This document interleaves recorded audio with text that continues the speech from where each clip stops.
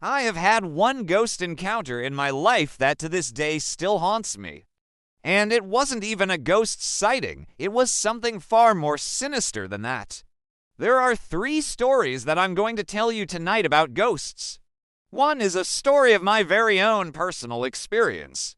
The second is a story from a friend, and the third is a story that I read online. All of these stories will be true, and all of these stories are ones that I believe. The first one I told you about already. Now I'll tell you the one that happened to a friend of mine. He's since passed away, but when he was alive, he used to do home renovations for people. And one day he went to a property out near Ennis, which is a small town in County Clare in Ireland. It was an old house, an old farmhouse type place. And as he walked through the front door, he saw an apparition standing at the end of the hallway. He said it was like something from the Victorian times, a lady in a long flowing dress. And he could see her face. She was really sad. And then she just walked down the hallway and she disappeared. My friend at the time didn't believe in ghosts, but he said it was so vivid that he could still remember her face. Years later, he would see her face in his dreams. And he said he could still feel the sadness coming off her. He renovated the house and he never saw the ghost again, but he always wondered who that lady was. Years after that, he was working in a pub one night and a lady came up to him and said, "Do you know who's buried in the wall outside that house?" And he said, "Who?" And she told him the name of the woman he had seen the ghost of.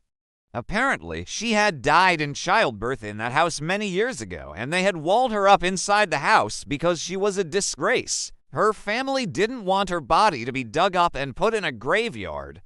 So they literally walled her up inside the house. He then looked around the room and he saw pictures of that family on the walls and he saw the same sadness in their faces as he had seen in the ghost. He never told anyone this story until he was an old man nearing his death, and he told me it when I was a teenager. And I remember looking into his eyes as he was telling me the story and thinking, how could someone not believe in ghosts after seeing something like that? But sadly, he never got over the guilt of what he did next. You see, when he was renovating the house, he accidentally broke the wall with her body in it. He only realized it the next day when he went back. But when he went back, he immediately felt this overwhelming sense of guilt. He couldn't take it anymore, so he quit the job and he left.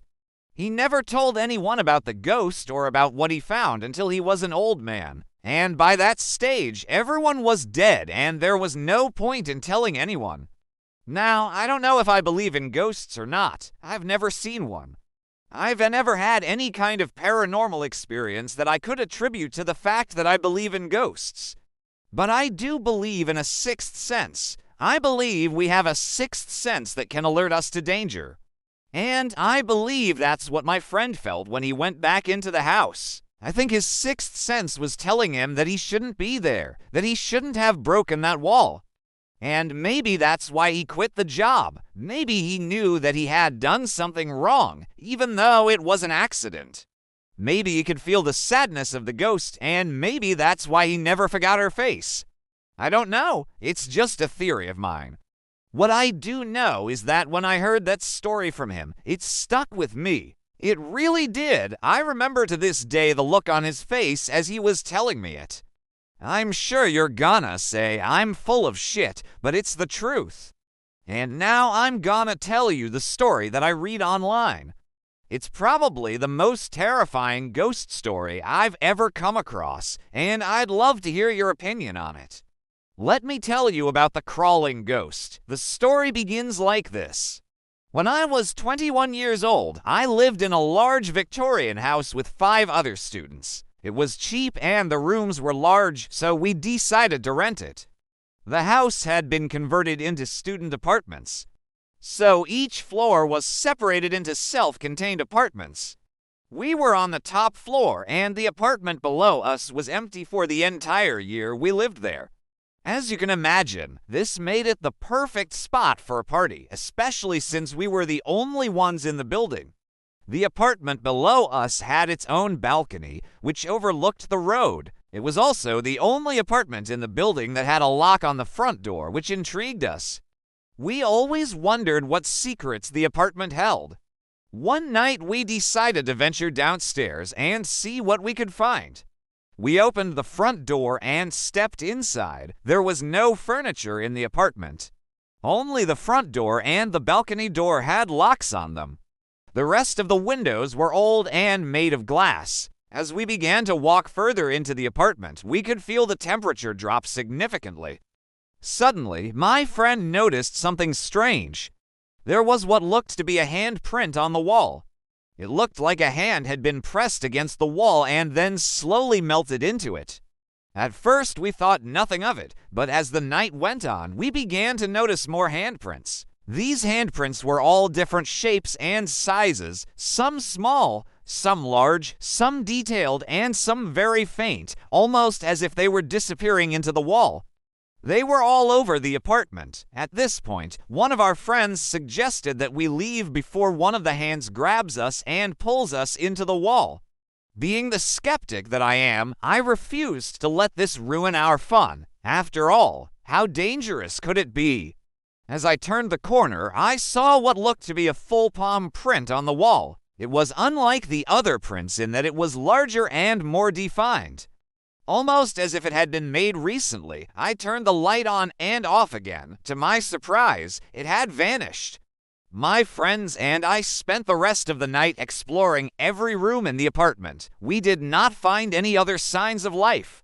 We returned to the palm print the next morning to find it's still there, but it had faded slightly.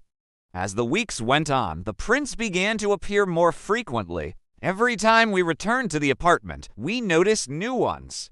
There were now several fingerprints, palm prints, and even footprints all over the walls. At this point, we began to get scared. We even stopped using the apartment altogether. Several months after we moved out, one of my friends returned to the apartment to retrieve some belongings.